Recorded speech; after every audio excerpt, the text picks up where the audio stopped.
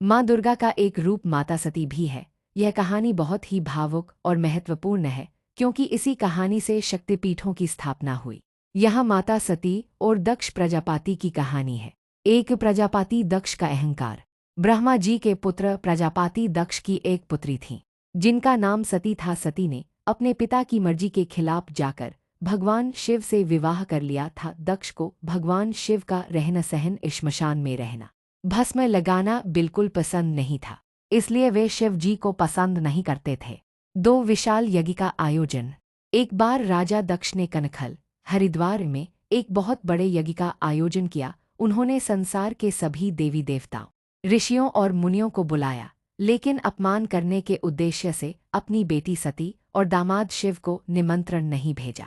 3 माता सती की जिद। जब माता सती को पता चला कि उनके पिता के घर इतना बड़ा उत्सव है, तो उन्होंने शिव जी से वहां जाने की जिद की। शिव जी ने समझाया कि बिना बुलाए जाना उचित नहीं है, लेकिन सती नहीं मानी। अंत में शिव जी ने उन्हें जाने की अनुमति दे दी। 4 यज्ञ में अपमान। जब सती अपने पिता के घर पहुंची तो वहां किसी ने उनका स्वागत नहीं किया सिवाय उनकी मां के। पूर्णविराम राजा दक्ष ने भरी सभा में भगवान शिव का घोर अपमान किया और उन्हें बहुत बुरा भला कहा। 5 सती का आत्मदाह। अपने पति महादेव का अपमान माता सती सहन नहीं कर सकी। उन्होंने क्रोधित होकर कहा, जहां मेरे पति का अपमान हो वहां मैं अपना शरीर नहीं रख सकती।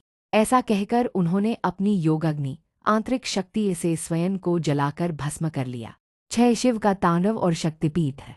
जब शिव जी को यह पता चला तो वे क्रोध से भर गए। उन्होंने अपने गण वीरभद्र को भेजा, जिसने दक्ष का यज्ञ नष्ट कर दिया और दक्ष का सिर काट दिया। बाद में बकरे का सिर लगाकर उन्हें जीवनदान दिया गया। पूर्णविराम।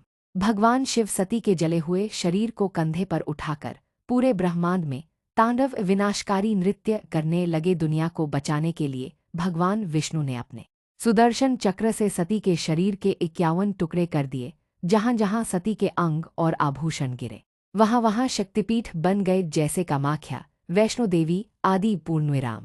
7 पुनर्जन्म। बाद में माता सती ने हिमालय राज के घर पार्वती के रूप में दूसरा जन्म लिया और फिर कड़ी तपस्या करके दोबारा भगवान शिव को प्राप्त किया। इन्हीं पार्वती ने आगे चलकर देवताओं की रक्षा के लिए दुर्गा का रूप धारण किया। यह कहानी प्रेम और आत्मसम्मान की निशानी है। क्या आप वैष्णो देवी, श्रीधर और भैरवनाथ वाली कहानी सुनना चाहेंगे? वह भी बहुत प्रसिद्ध है।